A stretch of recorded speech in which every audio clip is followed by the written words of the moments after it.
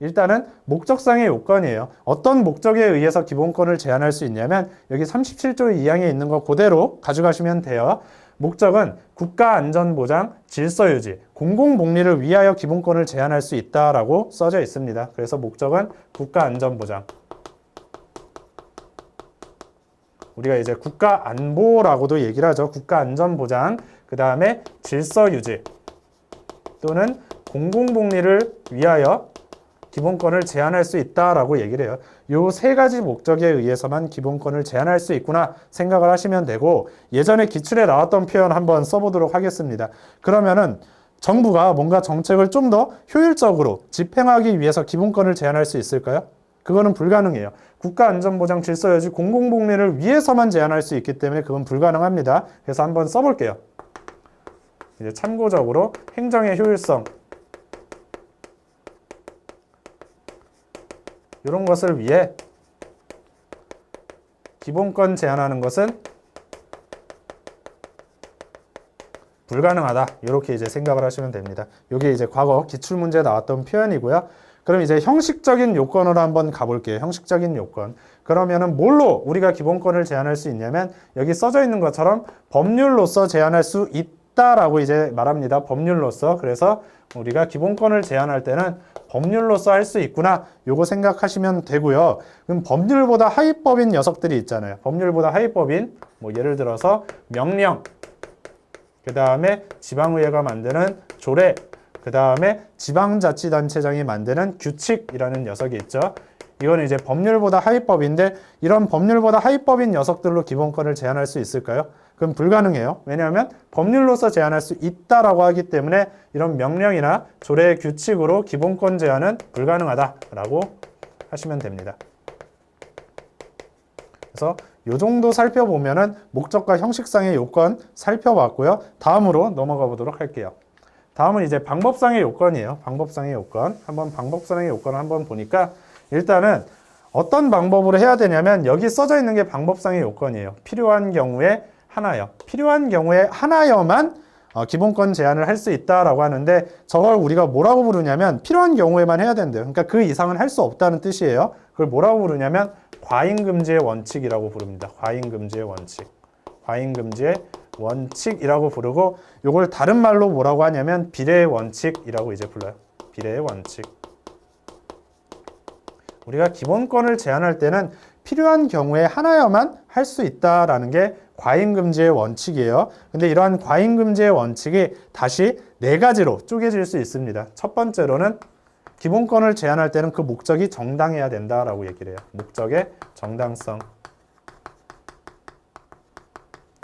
그 다음에 두 번째로는 기본권을 제한할 때 목적이 정당해야 되고 그 방법이 목적을 달성하기에 효과적인 방법을 사용해야 된다라고 얘기를 하거든요. 그래서 두 번째는 방법의 적절성이라고 얘기를 합니다. 방법의 적절성 혹은 수단의 적절성이라고도 얘기를 해요. 방법이 적절해야 되고요. 그 다음에 세 번째 요건은 뭐가 있냐면 우리가 기본권이 제한되는 사람이 있잖아요. 그 사람은 분명 피해를 입는 거예요. 근데 그런 피해가 최소화되어야 된다라고 얘기를 하거든요. 그걸 뭐라고 부르냐면 피해의 최소성이라고 이제 부릅니다. 피해의 최소성.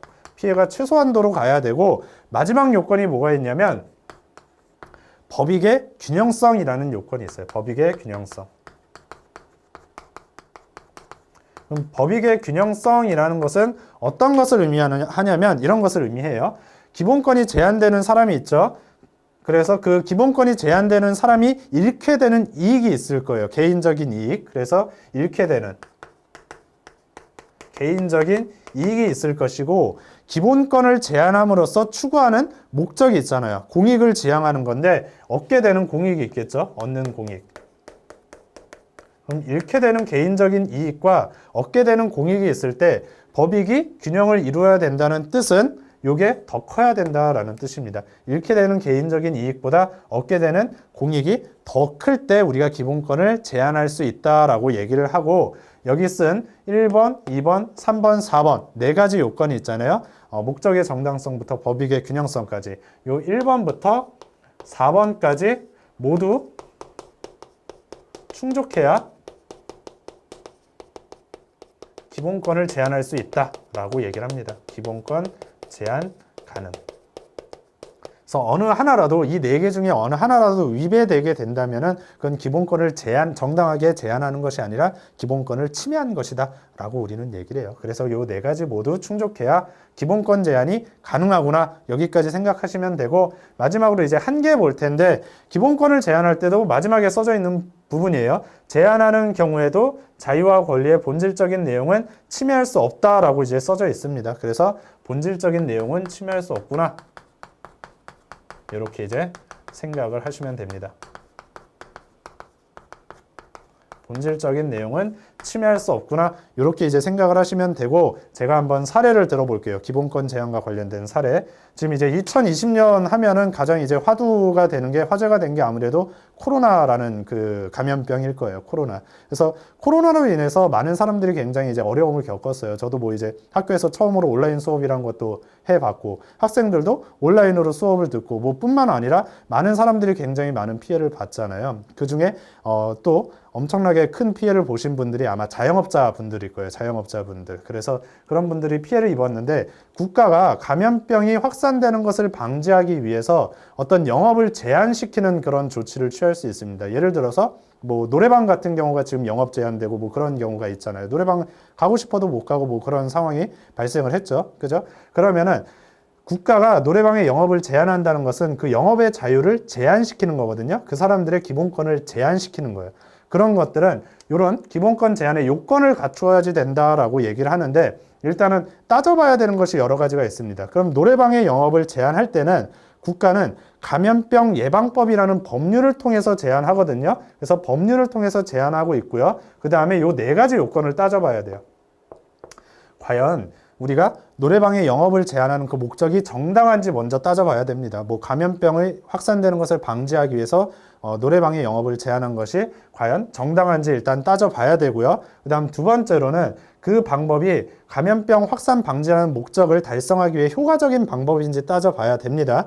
그 다음 세 번째로는 노래방의 영업을 제한할 때 그 노래방 사장님들한테 피해가 최소한도로 갈 수 있는 것인지 그걸 일단 따져봐야 돼요. 그 다음에 마지막으로 피해를 입는 노래방 사장님들의 이익과 그 다음에 우리가 노래방의 영업을 제한함으로써 얻게 되는 공익, 이 두 개를 따져서 그 공익이 더 큰지를 따져봐야 됩니다. 그래서 요 네 가지를 모두 다 따져봤을 때 그래, 예스라는 대답이 나오면 그 기본권의 제한은 정당한 거예요. 기본권 침해가 아니라 정당한 기본권 제한이 되고, 하지만 그러한 경우에도 본질적인 내용은 침해할 수 없대요. 그러니까 지금 한시적으로 이렇게 노래방의 영업을 제한하는 거는 가능하지만 영구히 노래방 영업 못하게 하는 것은 불가능하다. 이렇게 이제 우리가 생각해 볼 수 있죠. 그래서 이제 여기와 관련된 게 이제 기본권 제한이구나 이제 생각을 하시면 됩니다. 기본권 제한.